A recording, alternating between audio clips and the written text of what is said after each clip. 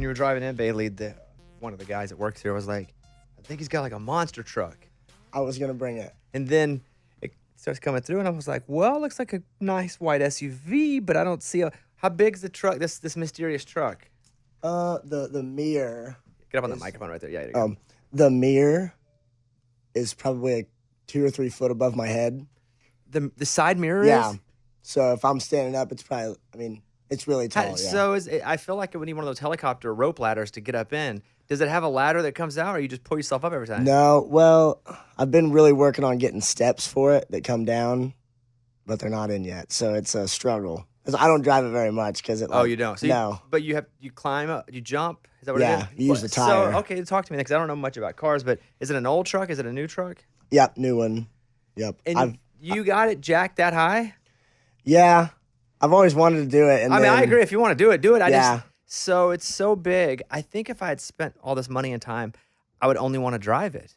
But I mean, gas you sucks. do. Gas no, sucks. you want to drive it, but then when you get home and there's like a paint chip here, or there's like a crack somewhere, you're like, I'm not driving this anymore. What about parking spots? I feel like that would be tough. Not bad. No, it's really not. It's just tall, not fat. You have a picture of it? Yeah.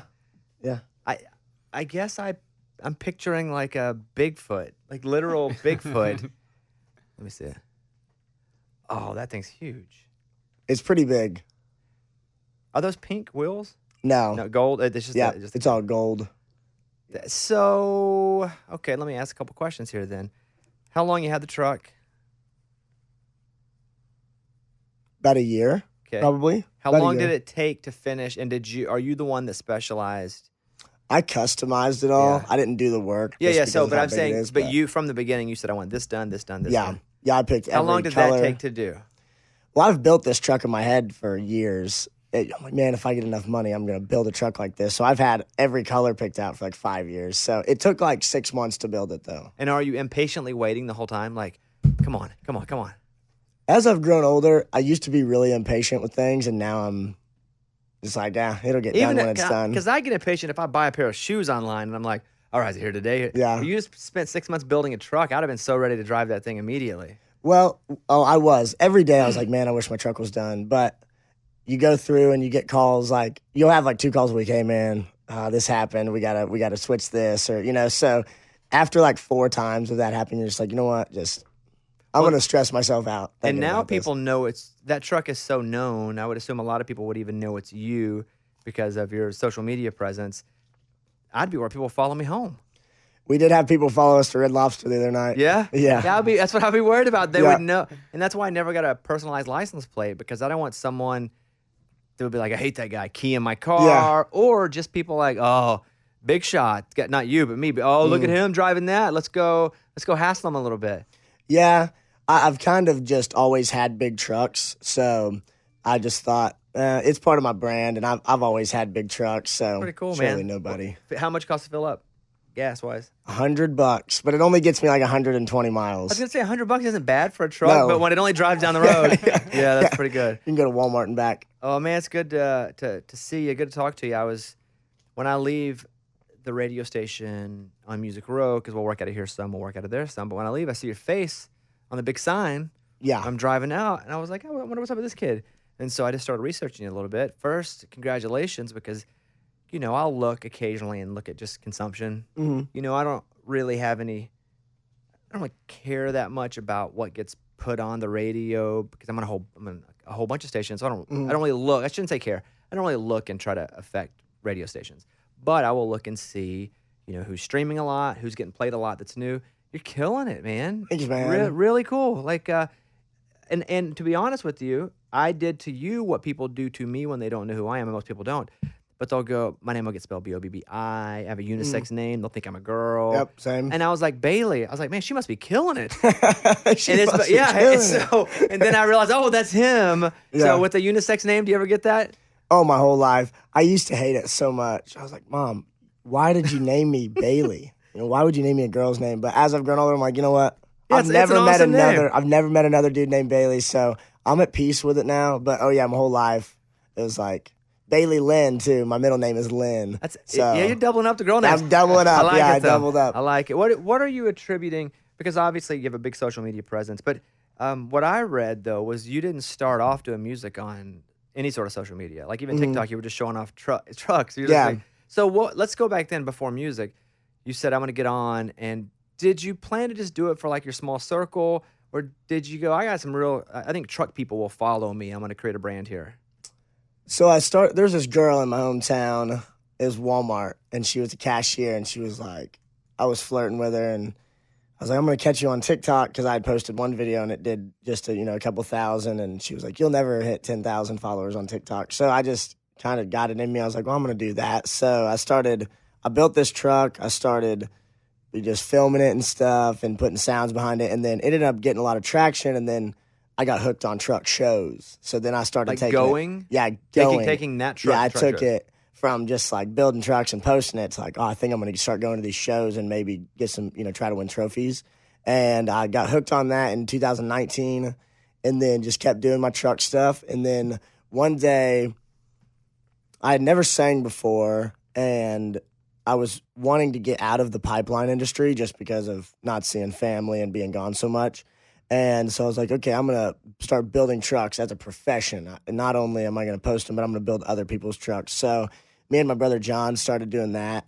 And like 3 days into business, I tried singing just in the shop. And this dude named Gavin Lucas from the same town I'm in was like, hey, man, I think you got a cool voice, and I write songs, I can play guitar. Would you ever just want to hang sometime? And I was like, yeah, man, I'll hang sometime. I've never really watched anybody play guitar and sing at the same time. That's how it started? That's how this whole thing started, yeah. Dear God, I've never heard of a more random, cooler, oops, but awesome story. It was very random. We like jammed like 3 times, and I was just so in awe of him playing guitar and singing at the same time. He's like writing, this guy can write songs.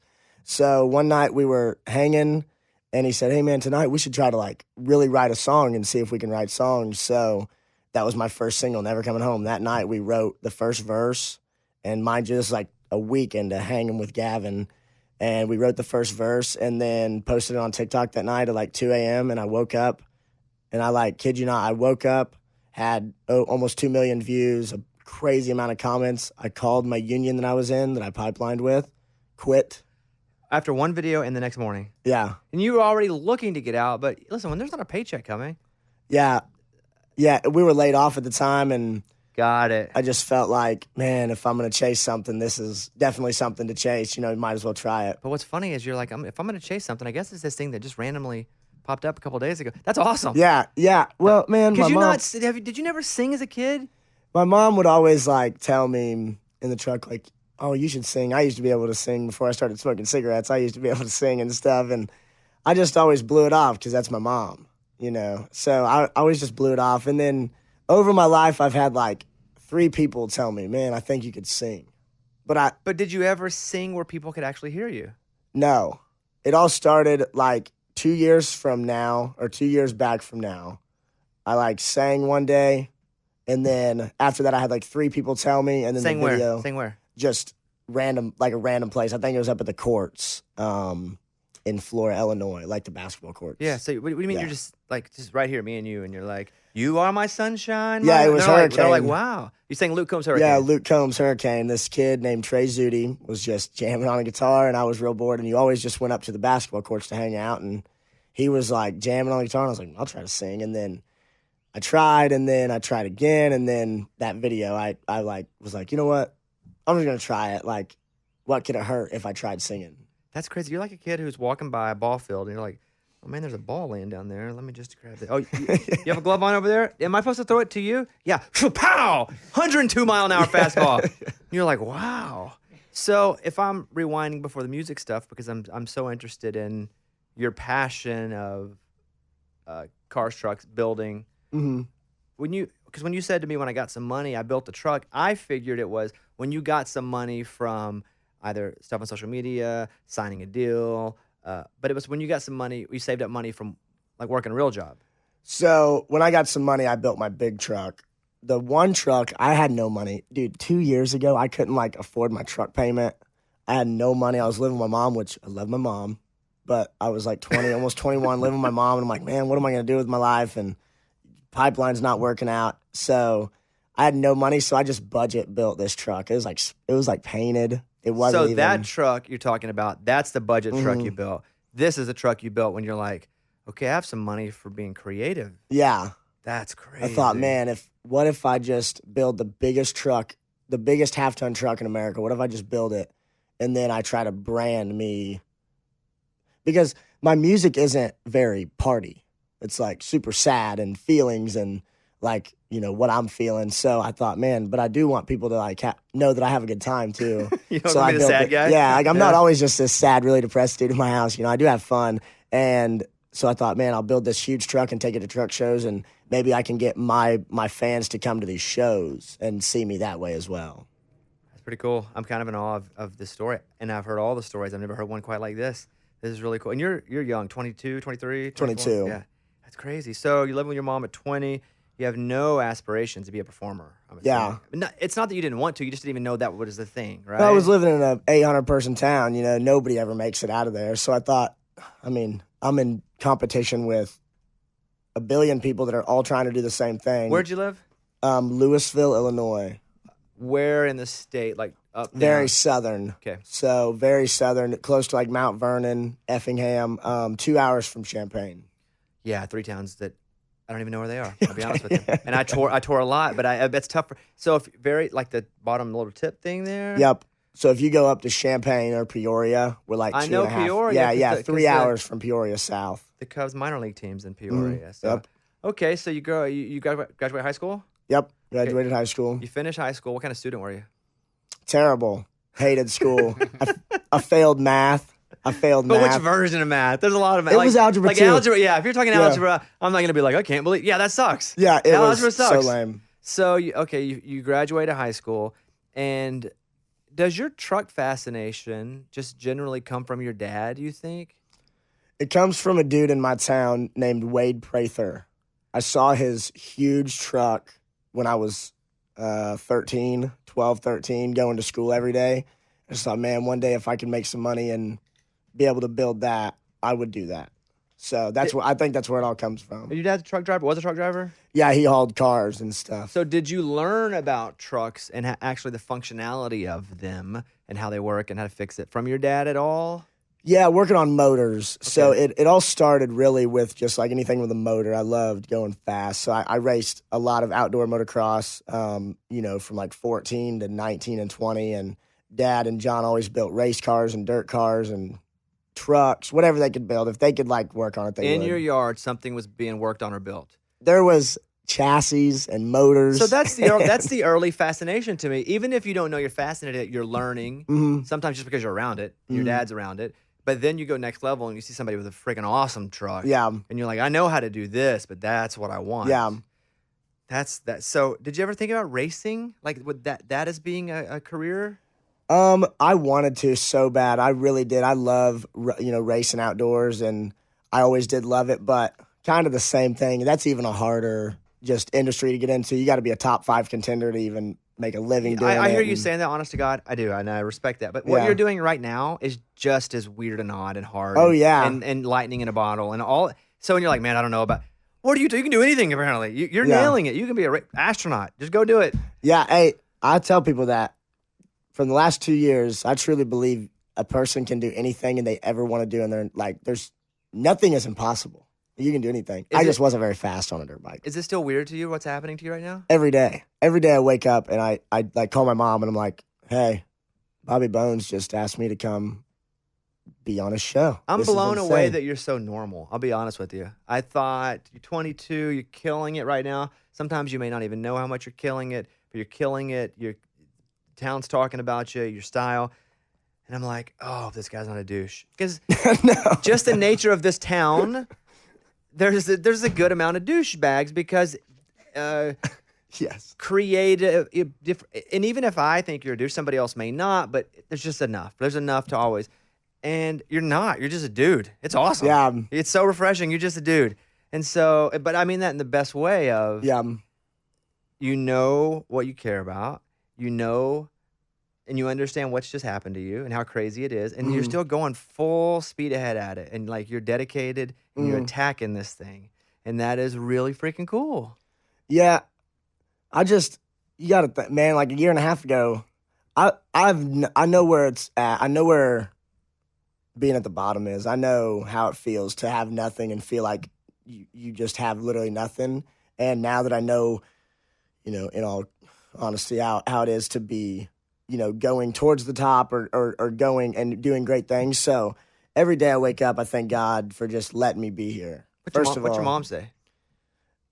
She's always just like, no freaking way, that's crazy, and she's like, this is just insane, and she'll like talk to herself and be like, this is just crazy, so Mom is like, I love talking to her about things because she has no clue what's going on, just as much as I do, and I'll just be like, yo, I think I'm like flying on a private jet, and she's like, what? And I'm like, yeah, like how crazy is that, man? I just can't I just sit back and I just smile. And I'm just like, this is insane. Have you done a lot of interviews? No, you're one of the very first. I don't think I've ever done an interview like this. Are you serious? I've never done anything like this. Don't change. And it's going to be hard for you not to change because you get so jaded, and also you'll get your label people, and they'll do a good job for the most part. You're at a good place. Mm-hmm. You're at a good place. You're at Warner, right? Yeah. You're at Warner. It's a good group. And so you already know how to talk. And some people who are great off mic come in and they aren't sure how to talk. But what you're doing is you're taking what's out there and you're just bringing it in here. Like, that's the key. Yeah, I'm just talking to you. That's it. That's just it. Talking That's to what you. I say. Never change. Yeah. So you're freaking out. Your mom's freaking out. Everything's. But I want to go back to, you load the video up, you singing. You wake up, you got a couple million views. You decide you're going to tell the union you're not coming back. Mm-hmm. So, but then what do you do next? Do you go, all right, it's time to sing on TikTok? So literally what I did next was, so I called the union, quit, and they were like, wait, you just want to like get off the list? I'm like, no, cut my card up. I'm done. And they were like, what are you going to do? And I'm like, I'm going to try to be a country singer because like, might as well try, And so I called Gavin because I called him at 2 a.m. and I said, hey, do you care if I post this video? And he said, no, man, hell, if it gets some views, why don't we try to cut it or however you do that? I don't even know how that works, So I called him and I said, dude, have you seen TikTok? And he's like, no. And I'm like, yeah, dude, go look at TikTok. And he looked and he's like, dude, so what do we do now? And I'm like, well, we got to figure out how to record it. We got to figure out how that works. Like, I don't know how it works. And he said, all right, man, I'll take off of work today. You take off too. And I said, nah, dude, I already quit. And he's like, you quit your job? And I'm like, dude, no, I'm for real, Gavin. Like, I'm coming over to your apartment in the next year. You're going to quit your job. I already quit my job. So you're going to quit your job. You're going to be a writer. I'm going to be an artist. We're going to do this. So we got over there and we searched up recording studios because I always thought you had to have a personal studio to start off music. Well, and that's what it looks like on TV anyway, is that they have to go into a building in a room where all the big board is, the microphone. I thought the same thing. But then you quickly learn what?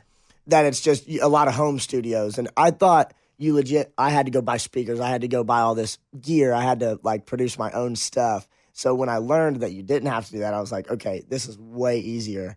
This is a lot easier than I think it is. So we went to Nashville, cut the song. What's the drive to Nashville? 4 hours. Okay, so not that bad. Yeah, we were doing it like 2 or 3 times a week, me and Gav. When you cut a song, you drove to Nashville. Did you find somebody here with a home studio? Or did? Yes. Okay. Sean Rogers had a home studio, and it's the weirdest thing.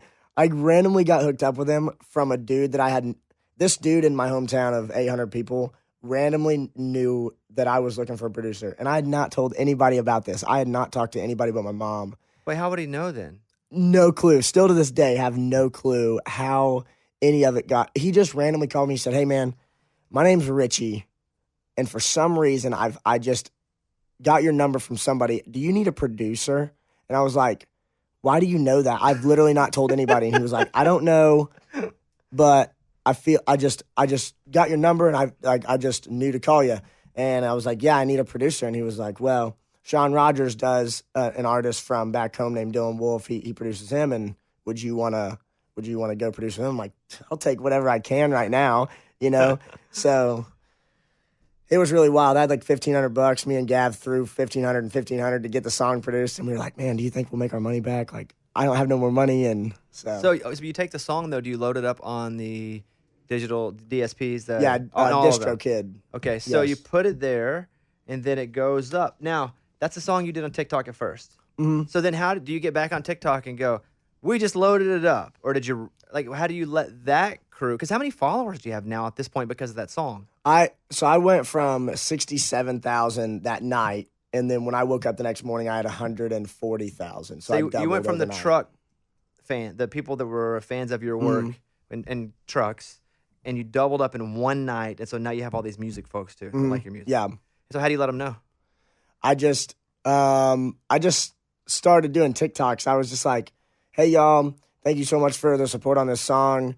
I'm going to try to get it out. I really don't know how we do that yet, but I'm trying to figure it out, so just bear with me. And I was super just transparent with them, and I just told them how I was learning, how songs were made, and this and that. And then I just told them, hey, I uploaded it, and now it's going to be released this day. You guys can stream it this day. Yep. And were you surprised, relieved, which when it started to really get some traction in that space then, and on the getting streams? So when it started like streaming really well, we hit 1 million on Apple, and I called Gavin, mom, into the room, and I'm like, is this good? Like, is 1 million? I think it was 1 million streams first week on Apple, and I was like, is this good? How do I gauge this? Like, are we doing good? Is it not making enough money? I had no idea. I had no idea what anything was. I thought my management before I signed with them was a label. Oh no, that's common. Yeah, same thing. Label management, agents, all that crap to me when I started too. I was like, wait, I thought, what do you do? Yeah, you're telling me I can have a manager and a label at the same time? And you're telling me I got to pay a manager and an agent, but I feel like it's the same crap. I feel like I'm paying both. Yes, same thing.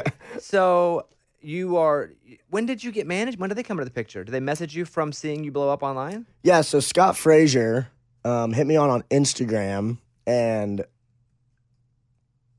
for some reason I responded. I would have never responded because it was this long, huge message with this weird-looking guy with a bow tie on and this profile picture, and I just thought, man, this guy looks like a weirdo, but something is telling me I need to talk to him. So I called him, and I'm running through the airport, and we just had the best conversation, and he introduced me to Chief Zaruk and Simon Tickman of the Core Entertainment, and I had already had a meeting with Warner with Chris Lacey, and I didn't know even what it was. I didn't know what I was at this building just talking to a bunch of random people about music, and then a month later I told them all about it, and they were like, wait a second, you've been talking to Chris and you've been doing this? And I'm like, yeah. And they're like, we need to manage you. So they signed me, and then that was 2 months after Never Coming Home came out, and then I think I signed my deals a month and a half after that, or 2 months.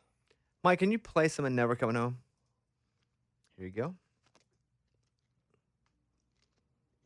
And I got you blowing up my phone, 'cause you don't want to be alone.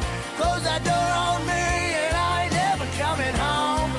Oh no, I ain't never coming home. I've said goodbye. So what is the label when they meet with you and they say, hey, we'd love to have you, love to sign you? What's their pitch to you as to why they'd be the right one?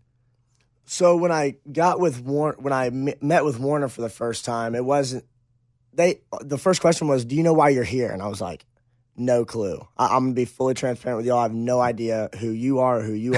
I don't know what this building is.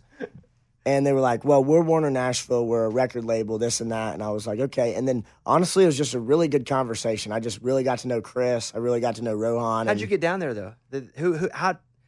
Who told you to come to that building, and what did they tell you was going to happen there? Rohan Coley is an A&R from Warner, and he just messaged me on Instagram. And he just was like, hey, man, would you want to come have a meeting? And I said, sure. I just love Nashville, so I was like, anything to get me to Nashville. So you drove down to have the meeting with some people. You had no idea what they did. Yep, 8 pharmacy burgers in front of that was when COVID was really, really, popping, and outside with masks, eating burgers and stuff. And we didn't even talk about deals or nothing. We didn't talk about anything like that. What did you tell them that your life goals were?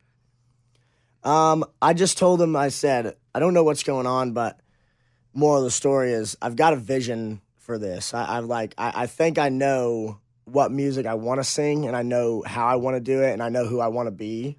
So there you go. That's what I am. I don't know.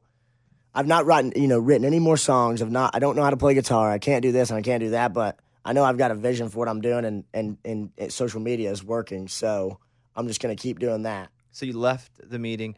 What was the general feeling? Was it, hey, we'll talk more? We would love to have you. Go think about it. We don't like you. What did they make you feel like? Chris made me feel super like at home. I felt super like very comfortable in the situation just with the people. I got to know Chris and Rohan really well just sitting there, and it was more like, hey, we're going to keep watching what you're doing. We're really excited about you. And I'm like, hey, I'm just grateful to be here, so thanks for having me. You know? And they paid for the burgers, so let's go. Hey, they paid for the burgers. Yeah. And I'll backtrack in a second, but I'm even looking at your dates here because you're going to be doing 1, 2, 3, 4, 5. On this, eight shows, and half of them are already sold out, maybe more than that at this point. Have you played a show yet for more than 100 people? Yeah. We've been playing some really crazy shows. That's another thing. Can you sell more than 100 tickets? Don't be confused by that because I know you can. But I'm saying, when did you start to actually? They make you okay? Go in front of this many people. You've never done it before, but go sing in front of folks. When did that happen? So my very first show, I had a writer's round in Nashville at Live Oak, and it was just a little acoustic thing. And I wasn't really nervous. I was like, I have no idea what I'm doing. Let's see how this goes. And then the next show I did was Luke Combs, Rock the South. I opened for Luke, and it was, I've watched rock stars. So I grew up on rock. I grew up 8 years old. I went to a Tesla Pop Evil concert, and so you're like 70s, like 60s and 70s rock. You say that. Yeah, man. That's classic rock stuff. Yeah. But more into like the 90s stuff too, like the, Saving Abel and, Nickelback and Hinder. Straight ahead, not even 90s alternative, like you're straight ahead modern rock 90s. Yeah, I grew up just on a lot of rock. Got it. Anything with big guitars, Kid Rock, Sheryl Crow, any of that stuff. And so I started going to shows when I was like 8 or 10. And when I went out to play Rock the South, I just was like, all right, I'm just going to do what I've seen other people do. So, like, very first thing, I'm running all the way down the catwalk. I'm just going to sprint as fast as I can, and that'll get people's attention maybe. So, literally, very first thing was just, like, sprinted, and I've not stopped. Every catwalk I've ever done, I just go, and I just balls to walls all the way down, and then I just sit there and look. But playing these shows for more than 100 people is insane. It's, like, truly something that I've never experienced in my whole life. No, truly. Yeah. Because, no, truly. You didn't do high school, talent shows, Yeah. It's like, okay, I can sing. Well, go play for 1,000 people, 5,000 people. You're like, I mean, that's baptism by fire. Yeah. Did you have fun doing it? Oh, a blast. I learned that to sing, you have to breathe. I got off of Rock the South stage, and I said, man, I just don't feel good. I just don't feel good. I can't breathe. I don't feel good. And then I ended up like zonking in the camper. I just passed out in the camper. So it was insanely fun. Like my body has never felt that. Like just I can run as much as I want. Nobody's going to tell me to shut up. I can scream as loud as I want. And after that, I was like, I definitely want to do this more. But let's figure out how to breathe. Let's get in shape. Let's get some cardio going. And it's really a thing. Yeah. And if you don't breathe right, especially if you have songs that are even the song we just played there, if there's a lot of singing, you have to really measure where you're going to breathe, or you miss it, and you don't get back to it until later, and then you're all the way out of breath. Then you're catching up the whole time. God awful. Yeah, so have you kind of figured out, basically, when you have a second, take a breath? Yeah. Well, the show since then has progressed a lot. We've got a break where I introduce the band, and it gives me just a second to, like, get my heart rate down, get my breathing. But when you miss a breath, it's hard to catch it. You're not getting it back. There's no way, because your next breath is going to be shorter than what it was supposed to be. Terrible. And really wordy songs, and and I also do a lot of stand up, and so really wordy situations, you have to hit your exact points, or again you miss it, and when you do finally get your second point, you're trying to make up for the first one. You're never caught up. No. But it's fun that you've got a band break because you learn quick. Yep. You learn quick. Yep. Yeah. One night I just went, boys, this ain't gonna work. I gotta have something to breathe, because that last show was pretty rough.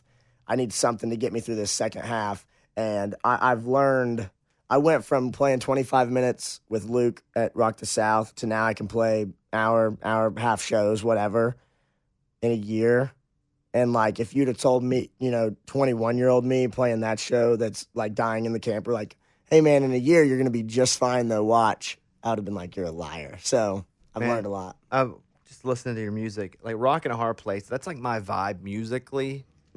meaning, you go, I sing all these slow songs, but that, like songs that I can hear the words, I can feel the words, I don't need a bunch of tempo. Like that's my vibe. And even sonically, even musically, like what you have going personally for me, like I love it. I don't think I don't think I have to love something to know why it's good, but like I really love how you're doing it. I want to play Rock in a Hard Place right now.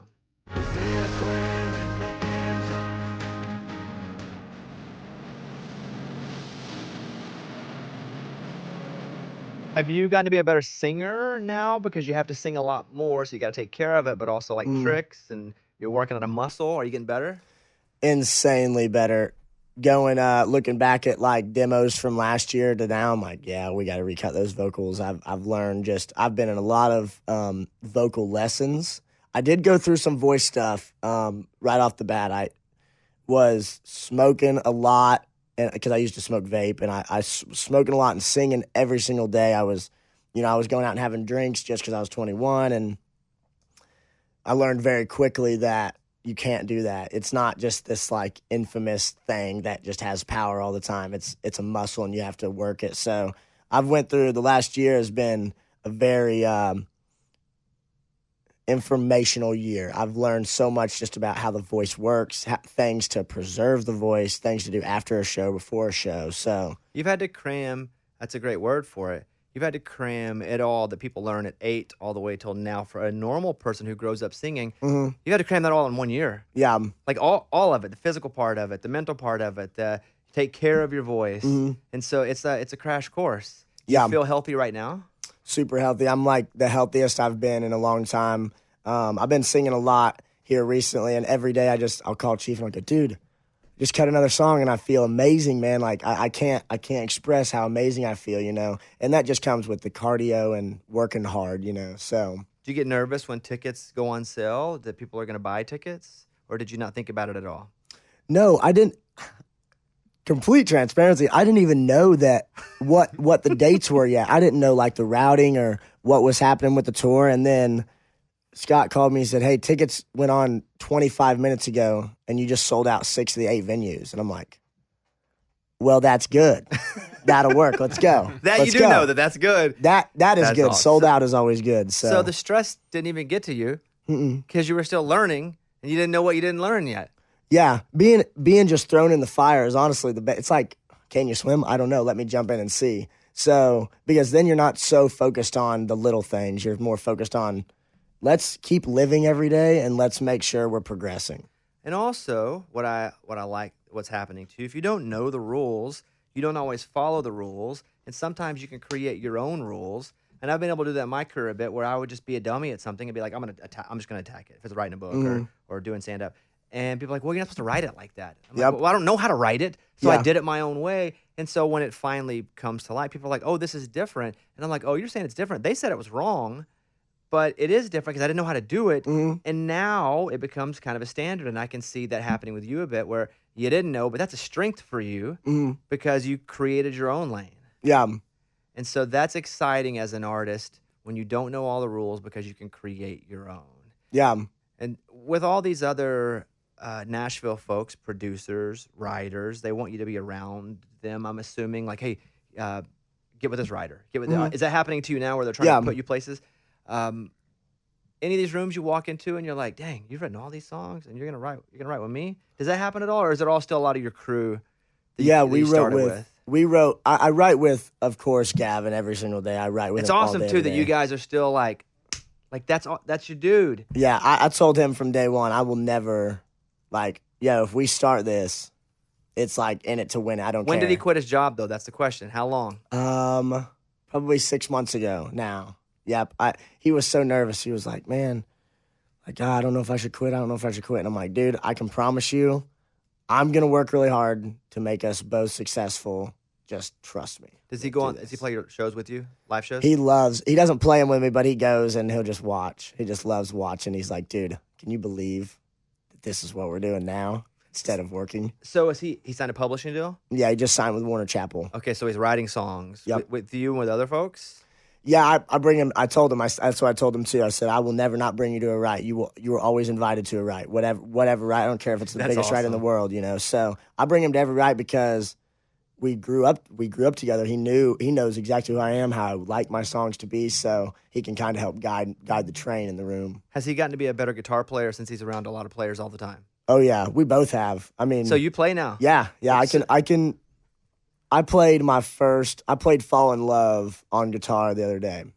I was very proud of myself. So when did you pick it up, and how long did it take you before your fingers stopped hurting? Yeah. And you could do more than GCD? I just, honestly, going into all the rights, man, I watched just every guitar player. I'd be like, man, that's a cool chord. So I would watch every time he would go to play that in progression. I'd be like, where's his fingers? So then I would go home and I would just find it, and then I would do different variations of that chord to see if I can. You would experiment yourself without even knowing what it was? Same thing with just not knowing the rules. Yeah. You know, and even to this day, everybody's like, hey, why don't you think about guitar lessons? I'm like, you know what? No, man, I've been doing everything my whole life, whether it came to pipeline or building trucks or this and that. I just did it my way because I didn't know how to do it. So I'm just going to keep doing it my way, and I'm going to figure it out on my own. Do you feel pretty confident playing in front of folks now with the guitar? Not on stage yet, but playing guitar. If they're like, hey, can you play us a song? I'm like, yeah, I can play you a song. You know, I can make you think I can play guitar. That's what I do too. Yep. Like I have people that are really good. But like I'm gonna do the Bluebird on Sunday night because I have a couple theater shows in town that I'm doing, and so I just need to get on stage a couple times because a lot of my stuff's comedy, and you know you can practice a song, but if I don't tell jokes in front of people, I don't know if they're funny. Yep. Because I can go like I wrote this, it's freaking funny, but if I don't put it out in front of people and hear back, I never really know. So I'm gonna go play the Bluebird. I'm gonna do it by myself, but like you, I gotta really pick the songs that I'm really comfortable with. Yep. Because unless I got my people around me, I'm very selective about what songs I'm going to be playing. So same to where it's like, I can fool you. Yeah. If you need 12 minutes, I can fool you. You'll be like, that guy is awesome. That guy can play guitar. He can definitely. Or if you need a clip on Instagram, no problem. I can do that. But so you're playing guitar. Are you getting the free stuff now? Or like are music companies reaching out, guitar companies, anything going, hey, we want to put this, on your Instagram or your TikTok and or take it on stage. Any of that happening? I've been telling Scott and them, I'm like, honestly, I want a Gibson deal. Ever since I've watched the Foo Fighters live, Dave Grohl's always had a light blue Gibson, whatever that is. It's some guitar, but I've always been a fan of the Les Pauls. So Les Paul's SG40 or an SG, the J45s, whatever. So I'm like, yo, if I could have any guitars, it'd be Gibson for sure. Big Foo Fighter fan? Huge, massive Foo Fighters fan. I've seen him 9 times. Dave Grohl is just a different energy. Honestly, if I went to a show, it's an energy. It's an exact energy that nobody else has. Yeah, Dave Grohl live. Yep. When I watch that, I go, I want to be him. I want to be Vince Neil. I want to be these rock stars. Crazy, you're going Motley Crue too. Oh, I watch The Dirt every single night, all the way through. I never not finish it. Not every single night. Shut up. I swear, for the last. It's good. 3.5 months. Yeah. I've just manifested that. I wanna. What about that though? Not like the crazy party, like drugs and stuff, but just the way they live life. I want to just do what I want. I've always had that mentality my whole life. I just don't tell me what to do. I just want to do what I want. I just want to be able to live. Let's do this. 5 singers, frontmen. Okay. And that could be 2. You may move off of it. Who are the 5 frontmen that you've watched as a kid and you're like, I want to be them? And now you're actually going, I always wanted to be them, but I didn't really know. But now I do really want to be them as I do this. Who is it that's inspiring you? Vince Neil, Chad Kroeger from Nickelback, Jeff Keith from Tesla.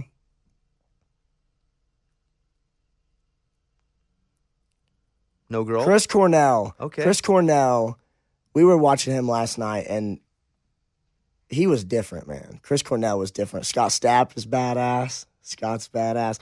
Any of them old rockers, man, they just all knew how to just Have you met rock. Scott? No. Stapp? Nope. Not yet. We've had him here before. He follows me on TikTok. He does? He does follow me on TikTok. So. Yeah, dude, that's awesome. I was a huge Creed guy. Oh.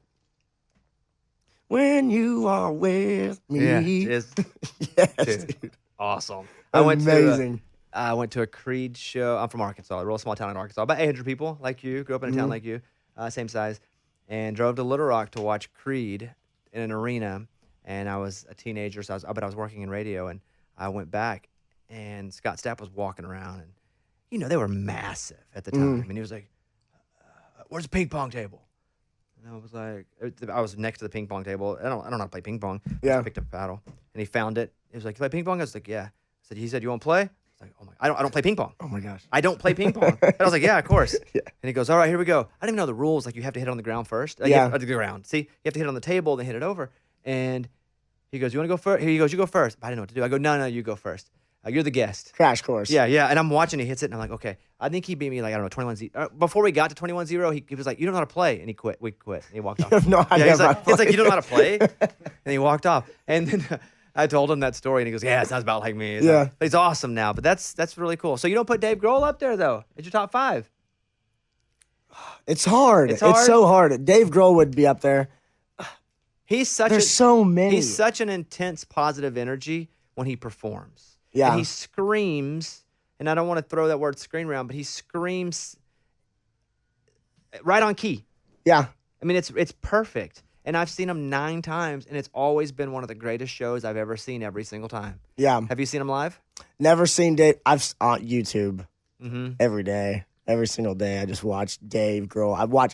I really like going back to like the Nirvana days and watching Dave young, because I like look at him like really straight haired, long haired, goofy playing the drums. Just grunge, just really grunge. And I like look back at that and I look at him and I go, all right, what has he done from then to now to better his life? Because if he was doing these things at 22, probably shouldn't do those. What has he done? He's a super big role model.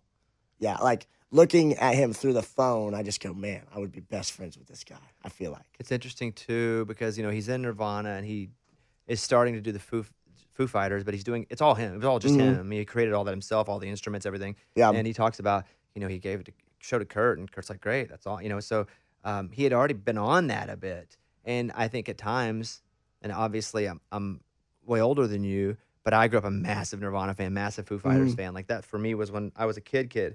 And to watch him come out of Nirvana, possibly one of the top, depending on decade, top 10 biggest rock groups of all time, because Nirvana made the whole 90s sound. They were the first one. Yep. And for him to go from something that big to something else that's massive, that really aren't connected. Yeah, he did it twice. He did it twice in his life. I don't think he gets the respect, and he gets a lot of respect, but I don't think he gets what he deserves. I would argue, and this would be an interesting conversation, that he is right now America's biggest rock star. He's a little older, but who would be a bigger rock star than Dave Grohl? Meaning success, relevance, history. Who's an American rock star? Rolling Stones are still dead, so you can't. And they're not dead. They're still alive, but they're British. Yeah. Right. And I'm counting the old people, but once you get certain old, you're not even rock. Coldplay is a massive rock band that's still here, not American. Name a bigger American rock star. I don't think there is. Dave Grohl. I think that's it. Yeah. And he's like, the craziest part about him is he's never lost momentum. He's always just been Dave they just Grohl. Put out another record, and it was massive again. Yeah, that's awesome. Foo Fighters has put another record out? Yeah, like a year ago or so. Yeah. Yeah. That's what I mean. Like just meaning they're in their 50s. Yeah. And that's and it was relevant even then. Yep. So that's pretty cool to hear your influences, and it's also pretty cool that you're honest about them. Yeah. I like that. I like that too. I'm just a big fan. I'm a big fan now, even more so after spending time with you, because thanks, man. Like, I enjoy what you're about. It's just all right. This has presented itself. I really love it. And I want to work really hard to do it. And you don't know the rules, and that's great. Yep. And if you're going to get in trouble, you have people now that'll stop you from getting in trouble. Yeah, they'll be like, well, we can't do that, but. Like, that might put you in jail, but I like where your mind was. Yeah. I do want to play Fall in Love. Mike, if you could play that, please. My confession is a lesson that I'm pouring out in this song. Oh, oh, oh, oh, oh, oh. You don't want to fall in love. Oh, oh, oh, oh, oh. You don't want to fall in love. Top 40 at radio right now. Yeah. I'm starting to get a little. Let's go. Yeah. Yeah. And that is a whole different animal, meaning you have a lot of people that are going to come to shows, but it's just a different kind of, and I say radio to me is radio, it's satellite. It's anything where the mass population that is not extremely tuned into the digital space, where they just hear things and they become fans of. That's a game. the space you're going into now is a game changer because you already got one on lock. And you keep putting stuff there, you're going to hold that on lock because of who you are and how good you are. But, man, you start to become just everywhere once you hit freaking radio. It like, you can change somebody's, like, an artist's life so many ways. But if you go to radio and you have a song do good. Like, people's aunts didn't know who you are. Yeah. Random people's aunts. They're like, oh, yeah, I know. I've heard of Bailey. Oh, yeah. And I think it's so funny talking about radio. Small towns, hometowns of artists. You're never like a big artist until you're on like the highway or until you're on, FM. That someone can actually listen to in their car, whatever it is. You're not big until then. Yep. No, I saw him. I was on the way to Casey's and hell, he came on the radio. He must be getting pretty big, Yeah. So I've always thought it is so funny how nobody really knows like music industry unless you're really in it, So radio is a weird thing that I'm still trying to learn. I'm still trying to understand it. Same, bro. Yeah, I don't think there's anything to understand. I get pissed at it all the time. Yeah. I get it. I'm like, yeah. The whole situation. Well, man, it's really cool. Like, keep at it. I'm anxious to see how you just kill it. Dude, thank you, man. You came in. I was like, yeah, we'll see how this guy is. It'd probably be a douchebag. And then you came. You're not. You're not. You're just not. And I'm super pumped that we were able to make this happen. I was with my manager. This is how it happened. I was with my manager and we were talking about just general consumption. And he said, Bailey Zimmerman is like 1 or 2 this week. And I heard it and whatever. People are always telling me that things are good or things are not good. And so I was like, oh, cool. So Mike, who's like my main guy here, my producer, my right-hand guy in everything I do, I was like, hey, I know anything about it. I didn't know who you were. I was like, Bailey Zimmerman, what's the deal? Apparently she's killing it. Like I said earlier, I said, apparently she's killing it. And Mike goes, we talking about the same Bailey Zimmerman? Because the one I know is not a she. And I was like, whoever it is, I need to know what's up. Yeah. And so then I found out what's up. And I saw like all your data and listened to your songs and stuff. And I was like, okay, I'm into it. Yeah. Then now getting to spend time with you, it's like, I might be your biggest fan. I might be your number 1 fan Hey, list. that's sick. That's it. I'm paying for meet and greets, buddy. Dude, I've been your biggest fan. I saw Mitchell's wife, Megan. Mm-hmm. Megan. Mitchell Timpany. Yes. Megan. I saw her cry on her tour bus because you had her on your show and stuff, and I thought, dude, I want to cry. I want to do that. Like, I want to be on Bobby Bones. Like, that would be so sick because I like just going around Nash listening to you. Like, hey, like my stylist, she was like, yeah, that's Bobby Bones' house. I'm like, man, maybe one day I'll get to go over there and like do that show or something. So dude, now that's we're here. Awesome. Well, you should come up whenever you're good, and we got a whole stage at the studio. You play one morning. It'll be awesome. Dude, I'm in. It'll be awesome. I've not actually played a radio show yet like that. Really? Where it's like, hey, 8 a.m. we're gonna come in and we're gonna play. I've not done that yet. Well, I know it sounds exciting, but it kind of sucks because you're like 8 a.m. I never sing at 8 a.m. Hey, we just had Cody Johnson in, and he did a bunch of songs, and he was like, man, I don't. And Cody plays for 20,000 people a night. Every night. Yeah, and he's like, man, singing in the morning, this kind of sucks. And I'm like, I know. Imagine waking up at 3 to do this stupid show for 5 hours. Stupid show. And it's awesome, but I don't like it being early. That part of it sucks. Well, keep it up, man. I'm really, really pumped for you. Yeah, thank you, man. It's exciting to see all that you're accomplishing, and it sounds like you have your priorities in check. You got your boys you came up with. Yep. You're still running with them. Yep. Dude, that's such an awesome story. And I'll end on this, in that it's such a story, and in 5 years, 10 years, we'll see where it takes you. But like when you talk to Garth or when you talk to Dave Grohl, they've had this small group of folks the whole time, and that has been a bit of what has at times kept them centered, either as a human or creatively. And sometimes a little bit of both, sometimes one or the other. But yeah, you and your boy. Yep. I hope you guys are doing it for a long, long time. I will never get rid of him. So. I mean, famous last words. I love it. I love it. Well, yeah. We'll save that clip. Yeah, well, yeah. Yeah. And maybe he wants to get rid of you. So let's not act like that. Hey. It's all you. Hey. Tell your mom I said hello. Will do. She sounds awesome. If she ever comes down and she's here, we should bring her to the show. Bring her up, and we'll do the whole thing. Have mom on the Bobby Bones show. Absolutely. I love Yes. I love a supportive mom that is just like living through their kid and someone who you call and like, hey, this is happening, and I feel like that's awesome. Yeah. All right, I'll tell you guys, go follow Bailey. Bailey.Zimmerman on both. Yep. TikTok and Instagram. Yep. Yes, sir. And that's it. I got nothing. Mike, is there anything you want to say? This has been one of the most fun interviews I've done in a long very time. refreshing sit down. Yeah, dude, I'm telling you, it gets to be pretty douchey, and so it's awesome. This has been really fun for me. I was super nervous. You were? I was nervous, man. Like, okay, honestly, I thought maybe Bobby's a douche. Yeah, like, no, maybe I get Bobby's it. a douche. Yeah, maybe, I feel like that. I'm so nervous to go into these rooms and with these random people because you know how it is. Like, it's very easy to get off the ground when you're a person of interest and people know who you are when you go around. And so going in here, I was like, oh, I really hope Bobby's just like a chill dude and we can just hang. And Well, I think at this point, I am. I think I got to this town. It was normal. I was like, wow, I can't believe it. I had a couple years where things blew up really fast. I didn't know what was going on.